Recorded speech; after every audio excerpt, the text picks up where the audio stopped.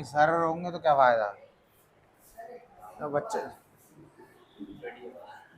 वो पानी नहीं पीने आया, सही है। अब देखो नेक्स्ट लिखो, एक छोटा सा डेरिवेशन है, छोटा सा, show that the electric field, show that the electric field at any point is equal to the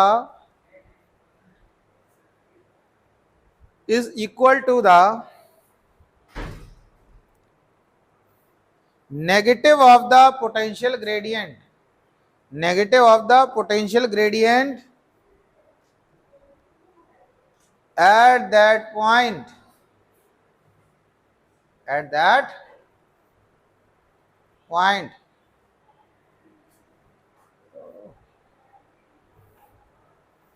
सही है, क्या सही है, समझ आ गया? ठीक, इधर देखो, आपको क्या करना है मैं अभी बताता हूं। एक चार्ज है Q, अभी जो ये क्वेश्चन में लिखवाया ना, तो फिर निकाली होती है, इधर ला, इधर इधर इधर दे दे, हाँ इधर दिला ला,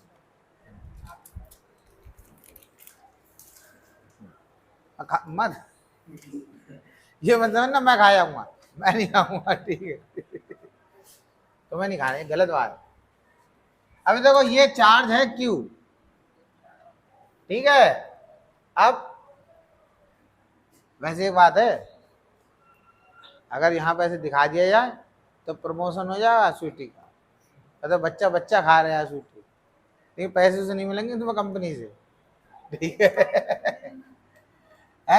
अब ये देखो हमने क्या करा बेटा, 2 पॉइंट ले लिए, एक पॉइंट ये है, एक पॉइंट ये, एक ए पॉइंट एक बी पॉइंट, ठीक है। बहुत आसान सा डेरिवेशन है, छोटा सा है बिल्कुल। तो क्या है, इस लाइन के बाद देखो मैंने डॉट डॉट लगा दी, यानी कि यहां के बाद इलेक्ट्रिक फील्ड खत्म, मैंने तरीका बताया। अब क्या होता है, एक टेस्ट चार्ज लिया हमने Q0, उसको इधर रख दिया,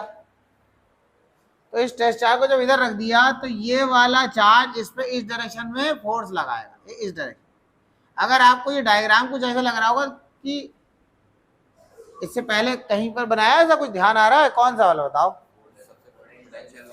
पोटेंशियल भी सही था, जो एक चार्ज की वजह से हम r डिस्टेंस पे पोटेंशियल निकालते थे या निकाला हमने उसको। तो a से b तक अगर ले आना है तो a से b का जो डिस्टेंस है ना वो हमने dr ले लिया। अब कोई कहे dr कभी dx वो आपकी मर्जी है, ठीक है। हम ऐसा लेटर लिख देते हैं जैसा कि जनरली आपको मिलेगा, ये है। अब कहीं dx मिलता है तो ज्यादा dx लिखते हैं, अब इधर dr ज्यादा मिलता है तो हम वैसे लिखते हैं।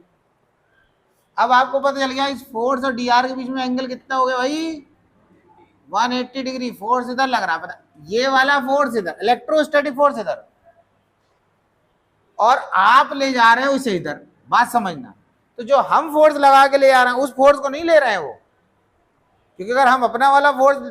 जो हम इसे धक्का देके ए से बी ले आ रहे हैं तो हम जहां फोर्स लगा रहे हैं डिस्प्लेसमेंट भी उसी डायरेक्शन में, तो जीरो एंगल हो गया।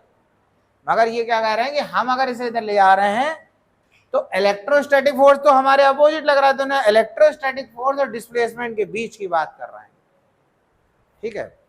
तो ए से बी तक ले गए तो वर्क डन कितना हुआ भाई, ए से बी के बीच का डिस्टेंस है स्मॉल, तो वर्क डन भी स्मॉल होगा। तो वर्क डन का फॉर्मूला हो गया फोर्स इंटू डिस्प्लेसमेंट। डब्ल्यू के ऊपर लगेगा वेक्टर का साइन, लगेगा ही नहीं लगेगा?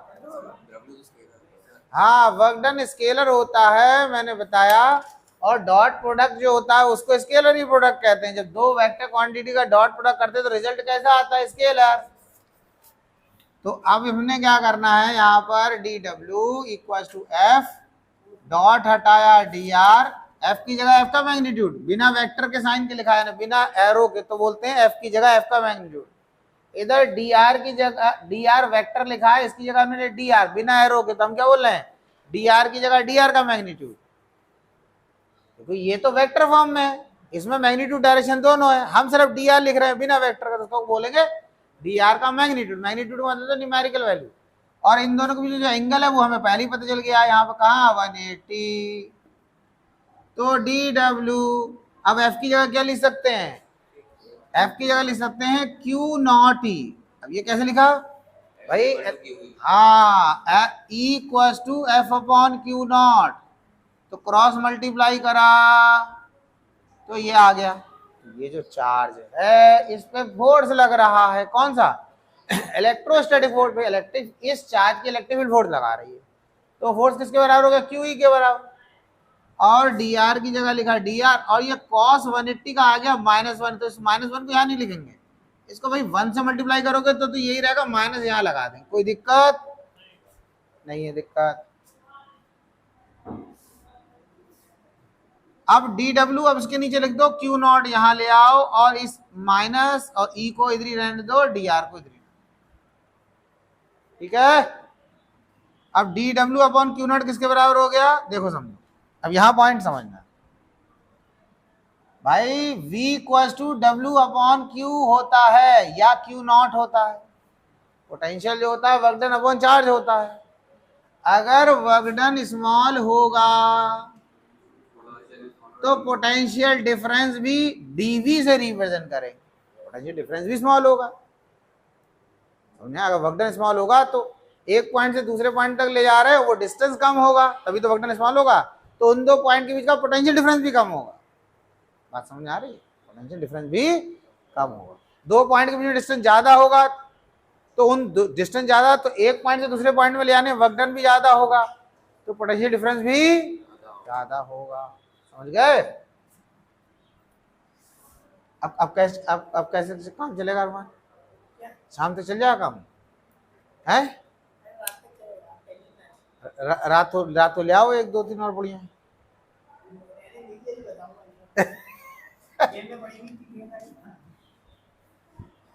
अभी चेकिंग करवा दूं तो, अब इसकी जगह क्या कर दिया, डीवी ई डी आर, तो इक्वल टू कितना हो गया, minus DV over D R, ये एक्सप्रेशन आ गया बेटा, इसे कहते हैं electric field as a potential gradient. मैंने आपको बताया था किसी भी फिजिकल क्वांटिटी को अगर डिस्टेंस से डिवाइड करोगे तो ग्रेडियंट वर्ड जुड़ जाएगा, जैसे ये सुनना, पोटेंशियल है DV, change in potential, D R change in distance, तो पोटेंशियल को डिस्टेंस से डिवाइड कर रहे हैं तो पोटेंशियल ग्रेडियंट, टेम्परेचर को डिस्टेंस डिवाइड करोगे टेम्परेचर ग्रेडियंट, वेलोसिटी को डिस्टेंस से डिवाइड करोगे वेलोसिटी ग्रेडियंट, इस तरीके से ग्रेडियंट, प्रेशर को डिस्टेंस से डिवाइड करोगे प्रेशर ग्रेडियंट, ये होता है। अब इधर देखो एक चीज है इसमें समझना, E equal to minus DV over D R, तो इसमें बहुत पूछा जाता है कि what does the negative sign in the given formula indicates या रिप्रेजेंट या सिग्निफाई, कुछ भी बोल सकते, इसमें माइनस साइन क्या इंडिकेट कर रहा है, तो आप एक चीज समझ लो बेटा, इस चार्ज से, अगर इस चार्ज की इलेक्ट्रिक फील्ड कैसी है, इधर जा रही है, इधर जा रही, इधर जा रही, इधर ऐसे जा रही, इस चार्ज की इलेक्ट्रिक, जितना इस चार्ज से दूर जाओगे इलेक्ट्रिक फील्ड कम होती जाएगी, तो इसमें समझना, लैंग्वेज समझना, क्या जिस डायरेक्शन में इलेक्ट्रिक फील्ड बढ़ रही है उस डायरेक्शन में पोटेंशियल डिक्रीज हो रहा है। अब बढ़ रही का मतलब समझो, बढ़ रही का स्ट्रेंथ बढ़ रही नहीं कह रहा हूं मैं, जैसे आप कहते हैं आगे बढ़ो, तो आगे बढ़ो का मतलब उस डायरेक्शन में चलो, ठीक है, तो इसमें इलेक्ट्रिक फील्ड किस डायरेक्शन में, मान लो इलेक्ट्रिक फील्ड तो हर डायरेक्शन में जा रही, ऊपर नीचे हर तरफ, लेकिन हम अभी लेफ्ट टू राइट की बात कर रहे हैं, electric field left to right जा रही है, डायग्राम जैसे बनाया, तो इलेक्ट्रिक फील्ड का डायरेक्शन कौन सा है ये, तो जिस डायरेक्शन में इलेक्ट्रिक फील्ड बढ़ रही है, स्ट्रेंथ नहीं बढ़ रही है, मतलब इलेक्ट्रिक फील्ड का जो डायरेक्शन इलेक्ट्रिक फील्ड जा रही है उस डायरेक्शन में पोटेंशियल डिक्रीज हो रहा है, क्यों भाई, इस चार्ज की वजह से यहाँ पोटेंशियल जितना होगा उससे कम इधर होगा, उससे कम इधर होगा, उससे कम, ऐसे तो होता जाएगा, मतलब जितना दूर जाते जाओगे पोटेंशियल डिक्रीज होता है, तो माइनस साइन क्या इंडिकेट करता है, जिस डायरेक्शन में इलेक्ट्रिक फील्ड बढ़ रही है उस डायरेक्शन में पोटेंशियल डिक्रीज हो रहा है, डिक्रीज हो रहा है। बढ़ने में बस ये कंफ्यूज मत हो जाना कि स्ट्रेंथ तो बढ़ रही है, स्ट्रेंथ नहीं बढ़ रही, वो इलेक्ट्रिक का डायरेक्शन, इलेक्ट्रिक की डायरेक्शन में जा रही है, ठीक है, तो एक ये आप लिख लेना पहले, चलो लिख लो, फिर मैं स्टेटमेंट लिखवा दूं, ये वाला क्या है इंपॉर्टेंट, हाँ ये लिख लो, तो मैं नेगेटिव साइन वाला एक स्टेटमेंट नोट लिखवा दूं, चलो लिखो, जैसे मैंने आपको बताया, अगर वो पूछ रहे हैं what does the negative sign in the above formula indicate, तो लिखो the negative sign indicates that the negative sign indicates that the negative sign indicates that the direction of electric field indicates that the direction of electric field